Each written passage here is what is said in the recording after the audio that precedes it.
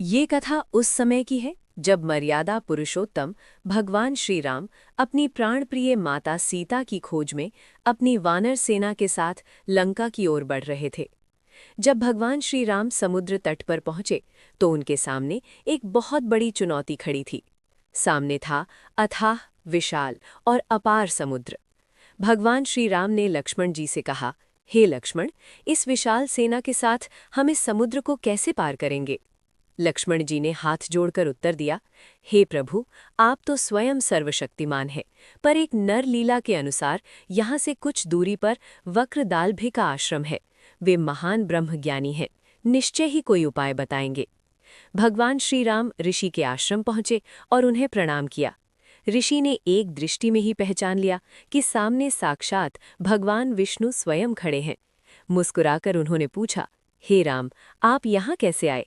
भगवान श्री राम ने अपनी पूरी स्थिति बताई और समुद्र पार करने का उपाय पूछा।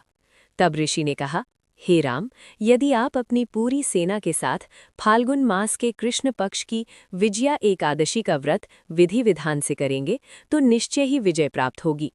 श्री राम ने ऋषि की आज्ञा सहर्ष स्वीकार की। कलश की स्थापना हुई, दीप प्रज्वलित हुए और वातावरण भक्ति से भर गया। रात्रि जागरण में श्री राम ने भगवान नारायण की निष्काम आराधना की। श्री राम के साथ लक्ष्मण और पूरी वानर सेना ने भी व्रत रखा और एकादशी का पालन किया। इस व्रत के प्रभाव से समुद्र ने मार्ग दिया और वानर सेना की मदद से सेतु निर्माण संभव हुआ और अंततः भगवान श्री राम ने अधर्मी रावण का वध कर लंका पर विजय प्राप्त की। ब्रह्मलोक में ये कथा अमर हो गई। ब्रह्मा जी ने नारद जी से कहा, जो मनुष्य विजया एकादशी की इस कथा को श्रद्धा से सुनता या पढ़ता है, उसे वाजपेय यज्ञ के समान पुण्य प्राप्त होता है। ये व्रत केवल बाहरी शत्रुओं पर ही नहीं, बल्कि हमारे भीतर के विकारों, क्रोध, लोभ और मोह पर भी विजय दिलाता है।